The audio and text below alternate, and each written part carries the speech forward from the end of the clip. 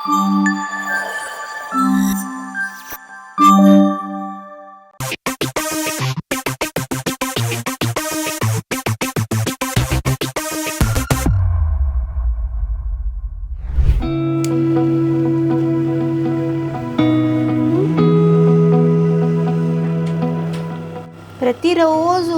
Massage కావాలి అని అంటారు. అంటే ఇట్స్ లైక్ ఒక ఏజ్ తర్వాత ఇట్లాంటివి ఆక్యుపంచర్ పాయింట్స్ ఇవన్నీ అగ్రివేట్ చేసుకోవాలని వాళ్ళకి అనిపిస్తుందో ఏమో, నాకు అర్థం కాదు. మనం బయటికి చెప్పం కానీ మనకు కూడా కావాలి. ఒకలాంటి పని చేసుకున్న తర్వాత చెయ్యికి కావాలి, హెడ్ మసాజ్ కావాలి, ఫీట్కి కావాలి, అరికాళ్ళకు కావాలి మసాజ్. ప్రతిరోజు వచ్చి ఒళ్ళొత్తు అంటే ఎవరు మాత్రం వస్తారు? అందుకే ఇలాంటప్పుడే టెక్నాలజీని వాడాలి. ఇంట్లో పెద్దవాళ్ళు ఉన్నప్పుడు మనకు కూడా, అందరికీ అండి, ఫర్ దట్ మ్యాటర్, చిన్నపిల్లలకు కాకుండా నాకు తెలిసి. సో అగారో నుంచి నేను ఈ ప్రోడక్ట్ని, నాకు ఇది మంచిగా అనిపించింది, లైఫ్ సేవర్. ఎందుకంటే ఈయనకి వీక్ ఒకసారి అన్న మసాజ్ కావాలి అని అడుగుతుంటాడు మా ఫాదర్. మసాజ్ కావాలి వీక్ ఒక్కసారి అయినా సరే. సో సరే, మనం ఇచ్చినప్పుడు ఇస్తాము, ఆయిల్ రాసిస్తాము. బట్ దెన్ జనరిక్గా కూడా ఆయనకి హాయిగా ఉండాలి అని అంటే I thought this product is a life saver. దీనికి నేను ఒక పేరు పెట్టా, పిట్ట కొంచెం కూతగనం ఉంది. ఇది చూడ్డానికి ఇంతే ఉంది కానీ మల్టిపుల్ హెల్ప్, వెరీ ఈజీ. ఇదిగో ఇలా తీసుకొని మనకు కావాల్సిన మూత వేయచ్చు. ఈ మూత దేనికి పనికి వస్తుందంటే, ఇదిగో ప్లెయిన్, ఇదిగో ఇక్కడ క్లియర్గా మాన్యువల్లో ఎక్స్ప్లెయిన్ చేశారు. ఫ్లాట్ మసాజ్ దేనికి, వేవీ మసాజ్ హెడ్ దేనికి, మసాజ్ హెడ్స్ దేనికి, బాల్ మసాజ్ హెడ్ దేనికి, తాయిచి మసాజ్ హెడ్ దేనికి, ఆర్మ్స్కి, బ్యాక్కి, ఫీట్కి, హెడ్కి, ఓవరాల్ బాడీకి అన్నిటికీ పనికొస్తుంది. వారంటీ కార్డు కూడా ఉంది, 1 year వారంటీ. www.agarolifestyle.com మీరు లాగిన్ అవుతే బోల్డ్ ప్రోడక్ట్స్ ఉన్నాయి. ఇవాళ రేపు మనకి కొన్ని అవసరాలు నిజంగా దానికి మనం there is no substitute for that. ఒక్కొక్కసారి ఎస్పెషల్లీ ఇంట్లో పెద్దవాళ్ళు ఉన్నప్పుడు, లేకపోతే ఆ మసాజ్ అనేది రిక్వైర్డ్ అయినప్పుడు, మనకు కూడా ఒక చిన్న రిలాక్సింగ్ మసాజ్ కావాలి అని అనుకున్నప్పుడు వెళ్ళినప్పుడల్లా 1500, 2000 ఇవన్నీ అన్ని వేళలా పెట్టలేకపోవచ్చు. లేదా ఇమీడియట్ రిక్వైర్మెంట్కి ఒకవేళ పెట్టగలిగినా తక్కువ వెళ్ళడానికి చేయడానికి మనకు అవకాశం దొరకకపోవచ్చు. ఇట్లాంటి లైఫ్ సేవర్ ఇంట్లో ఉందంటే నాకు నిజంగా హాయిగా ఉంది. ఇంతకుముందు మా ఫాదర్కి ఇట్లా మసాజ్ చేయాలంటే ఇట్లా మొత్తం నా బలమంతా ఉపయోగించాల్సి వచ్చేది. అది కాసేపటి వరకు బాగుండేది, కానీ ఇది ఒకసారి అలవాటైన తర్వాత వాళ్ళకి కూడా ఎట్లా అనిపిస్తుంది అంటే, అరే మసాజ్కి తీసుకెళ్ళి కూర్చోబెడితే బాగుంటుంది. అందుకే ఇది నాకు హెల్ప్ అవుతుంది. అగారో మీరు కూడా ట్రై చేయండి. ఇంట్లో పెద్దవాళ్ళు ఉన్నా, లేకపోతే మోకాళ్ళ నొప్పులు ఉన్నా, ఆ రిలాక్సేషన్, ఆ లాంగ్ డే తర్వాత, ఆ బిజీ డే తర్వాత ఆ చిన్న అన్న ఫీలింగ్ కావాలంటే, మీకు ఎక్కడ మసాజ్ కావాలంటే అక్కడ ఇచ్చుకోవచ్చు. But you have to be careful. నీట్గా చదువుకోవాలి, ఆ మాన్యువల్ చూసి ఏ మసాజ్ హెడ్ దేనికో నీట్గా పెట్టుకొని ఆ తర్వాత మీరు చేయండి. Please keep away from children and please do checkout this product. నమస్కారం. మరొక సమ్మర్కు స్వాగతం. ఎండలు మండిపోతున్నాయి, ఎక్కడ చూసినా ఖర్చులు పెరిగిపోతున్నాయి. పుసుక్కున్న ఫ్యామిలీ అండ్ ఫ్రెండ్స్తో ఎక్కడైనా ట్రిప్కి వెళ్దామన్నా, లేదు వరుసగా ఒక వారం రోజులు ఎక్కడి నుంచి అయినా తెప్పించుకొని తిందామన్నా, లేదు ఇంట్లోనే ఆహ్లాదంగా ఇంకో 4 చుట్టాలని పిలుచుకొని 4 ఫ్యామిలీస్ కలిసి ఉందామన్నా, మీరు చూడండి, అసలు ఆ మాట వింటుంటేనే ఒక భయంగా, ఒక బీభత్సం వింటున్నట్టు, ఏదైనా వినకూడని మాట వింటున్నట్టు, అనకూడని మాట నేను అనిస్తున్నట్టు మీకు అనిపించట్లేదా? అట్లా తయారైంది మరి వ్యవహారం. సమ్మర్ అంటే ఎంత హ్యాపీగా ఉండేది ఒకప్పుడు. నా చిన్నప్పుడు కూడా నాకు గుర్తుంది. మా అక్క వాళ్ళు పేరెంట్స్ చెప్పినవైతే ఇంకా బోల్డ్ కథలు ఉంటాయి. అమ్మ ఉంటారు, ఆవకాయ ఉంటుంది, ఆవకాయలు మాగాయలు కలుపుకోవడం ఉంటుంది, కలిపిన ఆ ఆఖరి ముద్ద, ఆవకాయ అన్నం ఆ బకెట్లలాగా ఉంటుంది, ఆ ప్లాస్టిక్ దాంట్లో కలిపిన ఆఖరి ముద్ద అందరికీ చెర ముద్ద పెడుతుంటే ఆహా, ఇప్పటికీ ఆ టేస్ట్ని రిలైజ్ చేసుకోవచ్చు. What is taste, what is food? ఏదో మీద పడి తినేయడం కాదు, ఏళ్ళు గడుస్తున్నా అప్పుడు తిన్న ఆ ఒక్క ముద్ద తాలూకు టేస్ట్ మన నాలిక మీద మెదులుతూ ఉండటమే అసలు సిసలైన రుచి, కమ్మదనం, అమ్మదనం. అందుకే వంటని అమ్మతో పోలుస్తారు. Because that is like never ending. అన్ని ఎమోషన్స్ ఉంటాయి, కానీ ప్రేమ అనే ఎమోషన్ ఇన్హరెంట్గా ఎప్పుడూ ఉంటుంది చాలామంది అమ్మలకి. ఇప్పుడు అలా చెప్పుకోవాల్సిన దుస్థితి ఏర్పడింది. ఎందుకంటే కర్ణ కఠోరమైన కర్కోటకమైన అమ్మలు కూడా ఉన్నారు కదా. సరే ఓకే, ఇప్పుడు మనం సమ్మర్స్ గురించే మాట్లాడుకుందాం. జంతికలు, చిన్న చిన్న చిట్టి చిట్టి చిరుతిండ్లు ఇంట్లో చేసేవో లేదా అథెంటిక్గా చేసిన వాళ్ళ దగ్గర నుంచి కొనుక్కొని తెచ్చుకోవడమో, వాట్ ఎవర్ ఇట్ ఈస్. ఒక మ్యాంగోని గ్లాస్లో ఇట్లా పెట్టుకుని దాని మీద పుల్ల వేసుకొని ఒక 4 గంటలు ఫ్రీజర్లో పెట్టుకుంటే ఒక 4-6 గంటలు అది ఐస్ క్రీమ్ లాగా అవడం, దాన్ని తీసుకొని తినడం. Mango ice cream, homemade mango ice cream with no preservatives. కానీ ఇప్పుడు ఏ హోటల్కి వెళ్ళాలన్నా మనకి భయం. క్వాలిటీ చెక్కులు అవుతూ ప్రతిరోజు సోషల్ మీడియాలో ఏ హోటల్ వస్తుందో, మొన్న మనం తిన్న హోటల్ ఇంకొప్పదీసి రాదు కదా అన్న భయం. దోశ తినాలన్నా భయం, ఇడ్లీ తినాలన్నా భయం, వెజ్ తినాలన్నా భయం, నాన్ వెజ్ తినే వాళ్ళకి భయం. ఎంత క్వాలిటీ ఉన్నా, ఎంత హంగులున్న హోటల్ ఉన్నా కిచెన్ ఎలా ఉంటుందో మనకి చూపించరు, క్వాలిటీ ఎలా మెయింటైన్ చేస్తారో తెలియదు, ఏం రిజల్ట్ వస్తుందో అర్థం కాదు, ఏం ఇన్ఫెక్షన్స్ వస్తాయో తెలియదు. పిల్లల్ని తీసుకెళ్ళాలన్నా భయం. పిల్లలు ఇట్లా చిన్నగా ఇప్పుడు మన కిడ్స్ అండ్ మనకు కూడా ఇంత వేవరింగ్ మైండ్. ఒక 5 నిమిషాలు ఇట్లా కుదురుగా ఏం చేయకుండా కూర్చోలేం.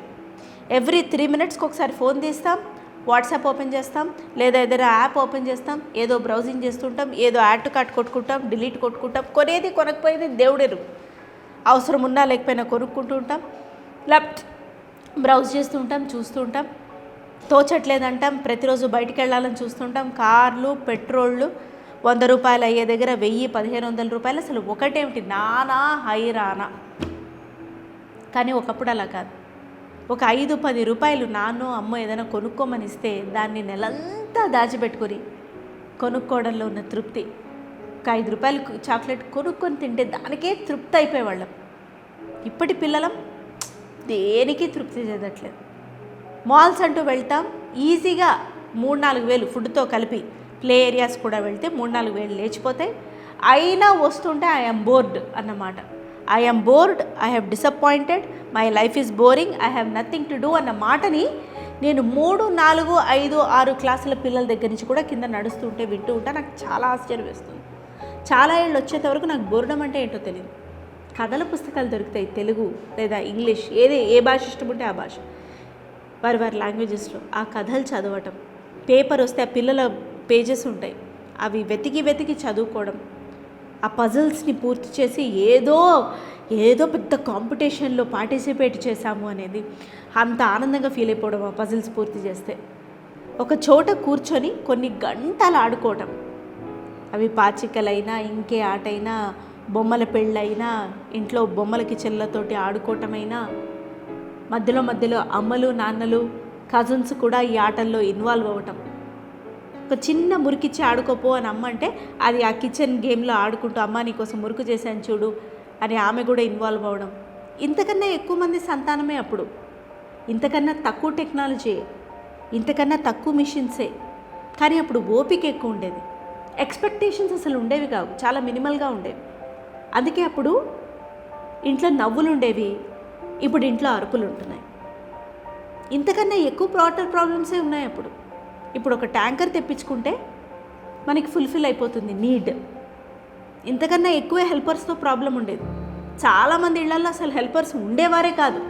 ఇల్లు ఉడ్చుకోవడం, తుడుచుకోవడం, వంటలు చేసుకున్న తర్వాత గిన్నెలు కడుక్కోవడం, బట్టలు తుక్కోవడం, ఆరేసుకోవడం, పై పనులు, దులుపుళ్ళు, సద్దుళ్ళు అన్నీ అమ్మలే చేసుకునేవాళ్ళు, తోడికోడళ్లే చేసుకునేవాళ్ళు.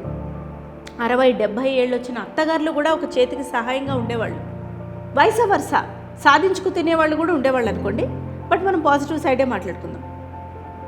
కానీ ఇప్పుడు టెక్నాలజీ పెరిగింది, మెషినరీస్ వచ్చాయి, మిక్సీలు వచ్చేసాయి, పచ్చళ్ళు రుబ్బే అవకాశమే అవసరం లేదు. టక్కని రుబ్బి అలా మిక్సీలో వేసుకొని పెట్టుకుంటున్నాం. పిల్లలు అడగగానే రెడీమేడ్ స్నాక్స్ వచ్చేసాయి. అప్పటి జీవనశైలితో పోలిస్తే ఇప్పటి జీవనశైలి ఇంకా మెరుగైందని చెప్పుకుంటున్నాం. జీతాలు పెరిగిపోయాయి, కానీ జీవితాల్లో మాత్రం సంతోషం లేకుండా పోయింది. గ్యాప్, తెలియని అర్థం కాని గ్యాప్. పిల్లల్ని చూస్తే తల్లిదండ్రులకి విసుగు, తల్లిదండ్రులను చూస్తే పిల్లలకి చికాకు. ప్రేమ, ఆప్యాయత, నవ్వులు, కళకళలు, కిలకిలలు లేనేలేవు. ఏ వీకెండ్కో లేదా నెలకు ఒకసారి అలా చుట్టేవాళ్ళం ఊరిని. సిటీల్లో ఉంటే నేను సిటీలోనే ఉన్నాను కాబట్టి బిర్లా మందిర్నో లేకపోతే ఊరి చివరి ఉన్న పెద్ద గుడో లేకపోతే పార్కో నెలకు ఒకసారి, సమ్మర్లో అయినా సరే నెలకు ఒకటేసారి లేదా 2 సార్లు పోనీ అబ్బా అనుకుంటే ప్రతి వీకెండ్ ఒక్కసారి, ఒక్క పూట, నెలకి ఒక్క పూట బయట తినేవాళ్ళం. దానికి ఎంతో సంతోషం అయ్యేది, ఎంతో పొంగిపోయేవాళ్ళం.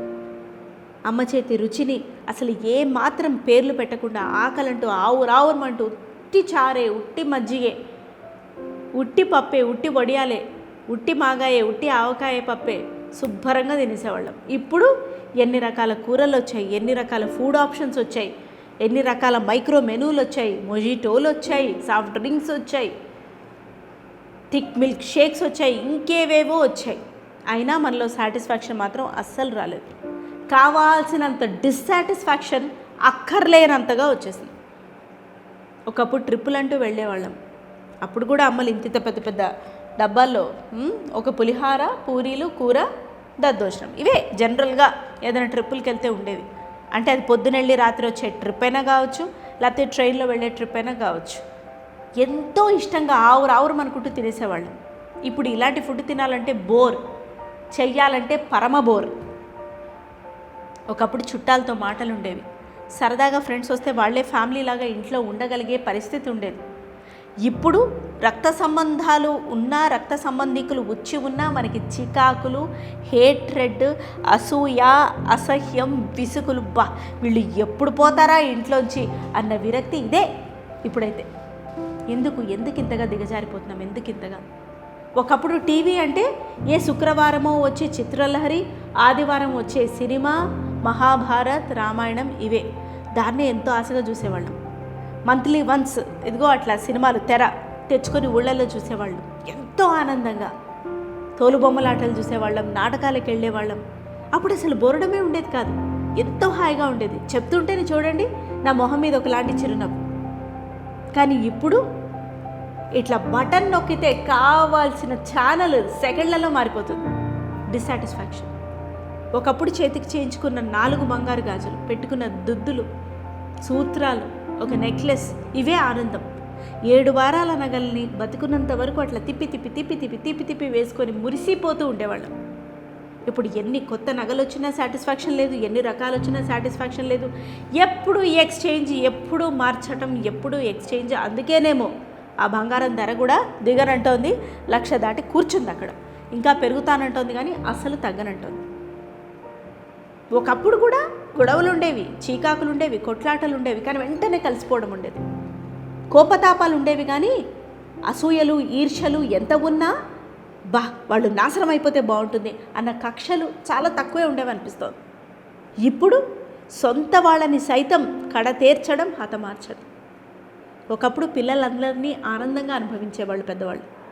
ఇప్పుడు పిల్లల అల్లరిని మాకు వద్దు అని చెప్పి కడతేర్చి వాళ్ళు కూడా చనిపోయి ఎంత విచ్ఛిన్నమైపోతున్నాయి మానవ సంబంధాలు. ఇట్లా చెప్పుకుంటూ పోతే ఈ దిగజారుడు తరానికి అంతమే లేదా అని అనిపిస్తుంది.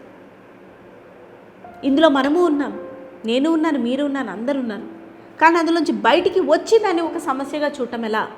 అందులోంచి బయటికి రావడం ఎలా? వాడెందుకో ఎప్పుడు ఎందుకు మారాలి? ఫస్ట్ నేను మారాలి కదా, ఫస్ట్ నేను మంచిగా ఉండాలి కదా, ఫస్ట్ నేను మంచిగా ప్రవర్తించాలి కదా, వాళ్ళ ప్రవర్తనతో సంబంధం లేకుండా నేను సవ్యంగా ఉండాలి కదా, అప్పుడే కదా వాళ్ళు మారుతారన్న ఆలోచన ఏ ఒక్కరికి లేదు. వాళ్ళకి లేని మంచి నాకెందుకు అని అనుకుంటున్నాం. కానీ మంచి మనకి అవసరం, మన కోసం మనం ప్రశాంతంగా ఉండడం మనకి అవసరమని అందరం మర్చిపోయాం. మళ్ళీ సమ్మర్ అయిపోతుంది, మళ్ళీ స్కూళ్ళు మొదలైపోతాయి, మళ్ళీ పిల్లలు వెళ్ళిపోతారు, మళ్ళీ ఆఫీసులు హడావుడి వగేరా వగేరా అన్నీ మొదలైపోతాయి. కానీ మార్పు వస్తుందా? మంచిగా ఉండగలుగుతామా? సంతోషించగలుగుతామా? తృప్తి మనలో ఎప్పుడు వస్తుంది? ప్రస్తుతానికి ప్రశ్నార్థకమే. జీవితంలో ఎప్పుడో ఒకప్పుడు రావాలని మనస్ఫూర్తిగా కోరుకుంటున్నాను.